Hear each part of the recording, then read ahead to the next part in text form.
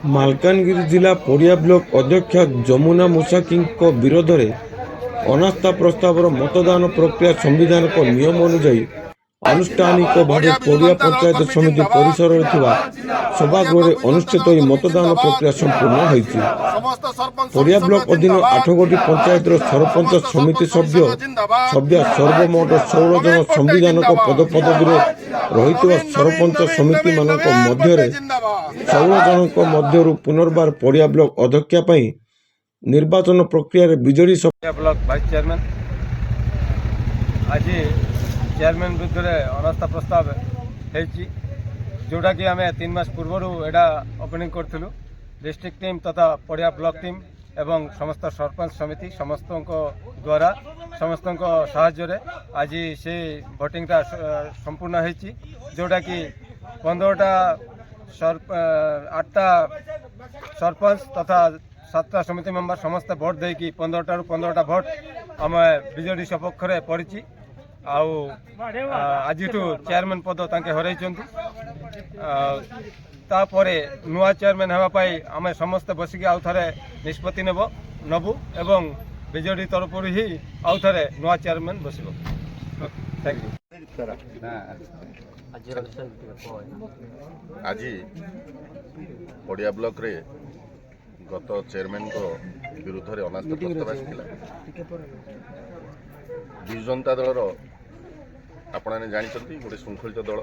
ଆମ ଦଳର ପୂର୍ବତନ ମୁଖ୍ୟମନ୍ତ୍ରୀ ନବୀନ ପଟ୍ଟନାୟକ ମହୋଦୟ ଦଳର ଶୃଙ୍ଖଳାକୁ ସଦାସର୍ବଦା ସିଏ ପ୍ରମୁଖ ଦେଇ ଆସନ୍ତି। ତେଣୁ ପଡ଼ିଆ ବ୍ଲକରେ 8ଟି ସରପଞ୍ଚ 8ଟି ସମିତି ସଭ୍ୟ ପୂର୍ବତନ ଯେଉଁ ସେ ଚେୟାରମ୍ୟାନ୍ ଥିଲେ ତାଙ୍କୁ ବିଜୁ ଜନତା ଦଳ ତରଫରୁ ଚେୟାରମ୍ୟାନ୍ କରାହୋଇଥିଲା। କୌଣସି କାରଣବଶତଃ ଦଳୀୟ କର୍ମୀଙ୍କୁ ସେ ଅଣଦେଖା କଲେ। ଦଳୀୟ କର୍ମୀ ବ୍ଲକ ସଭାପତି ରାବିଡ୍ ଭାଇ ବି ଚେଷ୍ଟା କଲେ ତାଙ୍କୁ ବୁଝାଇବା ପାଇଁ, ଜିଲ୍ଲା ପରିଷଦ ବି ଚେଷ୍ଟା କଲେ ବୁଝାଇବା ପାଇଁ, ତଥାପି ସେ ବୁଝିଲେ ନାହିଁ।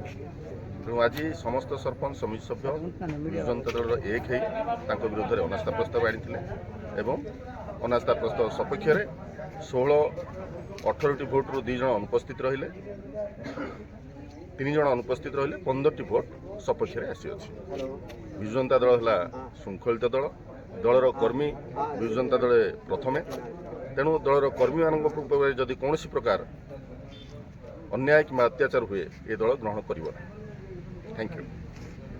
ପଡ଼ିଆ ପଞ୍ଚାୟତ ସମିତିରେ ଯେଉଁ ଆମର ପୂର୍ବତନ ବ୍ଲକ ଅଧ୍ୟକ୍ଷା ଶ୍ରୀମତୀ ଯମୁନା ମୁସାକିଙ୍କ ବିରୁଦ୍ଧରେ ଯେଉଁ ଅନାସ୍ଥା ପ୍ରସ୍ତାବ ଆସିଥିଲା ତାହା ସଫଳତା ସହ ତା ସପକ୍ଷରେ 15 ଜଣ ସମିତି ମେମ୍ବର ସରପଞ୍ଚ ଭୋଟ ଦେଇ ତାଙ୍କୁ ଚେୟାରମ୍ୟାନ୍ ପଦରୁ ବହିଷ୍କୃତ କରିଛନ୍ତି। ତା କାରଣ ହେଲା ସେ ବିଜେଡ଼ିରେ ହିଁ ଆମର ଚେୟାରମ୍ୟାନ୍ ପ୍ରାର୍ଥିନୀ ଥିଲେ ଆଉ ଚେୟାରମ୍ୟାନ୍ ଭାବରେ ଚଲାଉଥିଲେ, କିନ୍ତୁ ଦଳକୁ ଅଣଦେଖା କରିବା ଆଉ ଦଳର କର୍ମୀ ଆଉ ସମିତି ସଭ୍ୟା ତଥା ସରପଞ୍ଚମାନଙ୍କୁ କୌଣସି ଭଲମନ୍ଦ ନ ବୁଝିବା ଆଉ ଲୋକଙ୍କ ସମସ୍ୟା ନ ବୁଝିବା କାରଣରୁ ସମସ୍ତ ସମିତି ମେମ୍ବର ସରପଞ୍ଚମାନେ ବାରମ୍ବାର ତାଙ୍କୁ ବୁଝାଇଥିଲେ, କିଛି ଲାଭ ହେଲା ନାହିଁ। ତା ଫଳରେ ଗତ 3 ମାସ ହେଲା ଏ କାର୍ଯ୍ୟକ୍ରମ ଆରମ୍ଭ ହୋଇଥିଲା। ଆଉ ଗତ 2 ତାରିଖ ଦିନ ହିଁ ଏଟାର ଡେଟ୍ ଫିକ୍ସ ହୋଇଥିଲା ଅନାସ୍ଥା ପ୍ରସ୍ତାବର ଭୋଟିଂଟା, କିନ୍ତୁ ଆମର OS ଅଫିସର୍ସ ମାନେ ସବୁ ଛୁଟିରେ ଥିବାରୁ ହୋଇପାରିଲା ନାହିଁ। ଆଜି କିନ୍ତୁ କାର୍ଯ୍ୟକ୍ରମ ବହୁତ ସୁରୁଖୁରୁରେ ସମାପନ ହେଲା ଆଉ ଆଜିରୁ ସେ ତାଙ୍କର ଅଧ୍ୟକ୍ଷା ପଦ ହରାଇଛନ୍ତି। ତେଣୁ ଆମ ଅଞ୍ଚଳବାସୀ ବହୁତ ଖୁସି। ଧନ୍ୟବାଦ। ଆଜି ପଡ଼ିଆ ପଞ୍ଚାୟତ ସମିତି ଅଧ୍ୟକ୍ଷା ଶ୍ରୀମତୀ ଯମୁନା ମୁସାକିଙ୍କୁ ଅନାସ୍ଥା ପ୍ରସ୍ତାବ ମାଧ୍ୟମରେ ହଟାଇ ଦିଆଗଲା।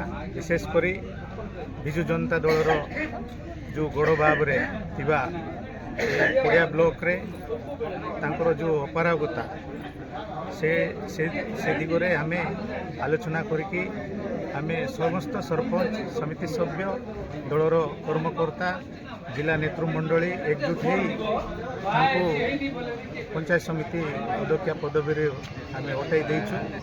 ବିଶେଷ କରି ଆଗାମୀ ଇଲେକ୍ସନରେ ପୁନର୍ବାର ମାନ୍ୟବର ମୁଖ୍ୟମନ୍ତ୍ରୀ ଶ୍ରୀଯୁକ୍ତ ନବୀନ ପଟ୍ଟନାୟକଙ୍କର ହାତ ମୁଠାକୁ ଟାଣ କରିବା ଉଦ୍ଦେଶ୍ୟରେ ପଞ୍ଚାୟତ ଇଲେକ୍ସନ୍ ପୁନର୍ବାର ଆମେ କେମିତି ଜିତିପାରିବା ଏବଂ ଏ ଦଳକୁ ଆମେ କେମିତି ସଂଗଠିତ କରିପାରିବା ସେ ଉଦ୍ଦେଶ୍ୟରେ ଆଉ ଏକ ନୂତନ ଭାବରେ ବିଜୁ ଜନତା ଦଳର ଏକ ନୂଆ ଚେୟାରମ୍ୟାନ୍ ଭାବେ ଗଠନ କରିବା ପାଇଁ ଆଜି ଅନାସ୍ଥା ପ୍ରସ୍ତାବ ମାଧ୍ୟମରେ ଆମେ ଉଠାଇଛୁ।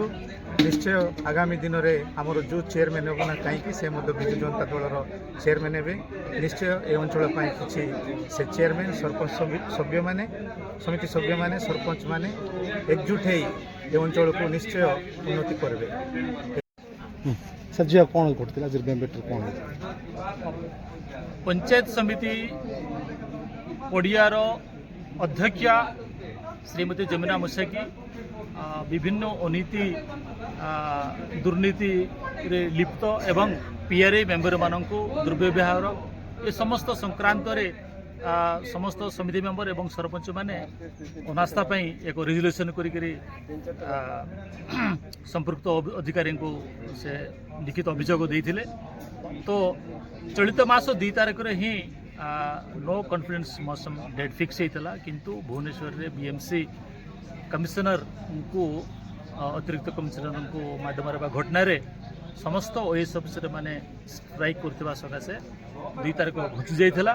आज आनुष्ठानिक भावे 15 जन भोट देइछन्ती सपक्ष रे आ विपक्ष रे कोनसी भोट जाई नै। से तांकर चेयरमैन पदवी से लस्ट कर जाइछन्ती।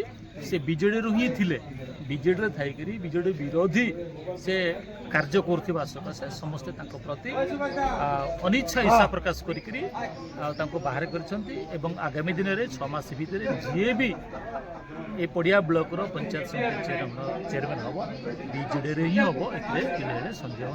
धन्यवाद।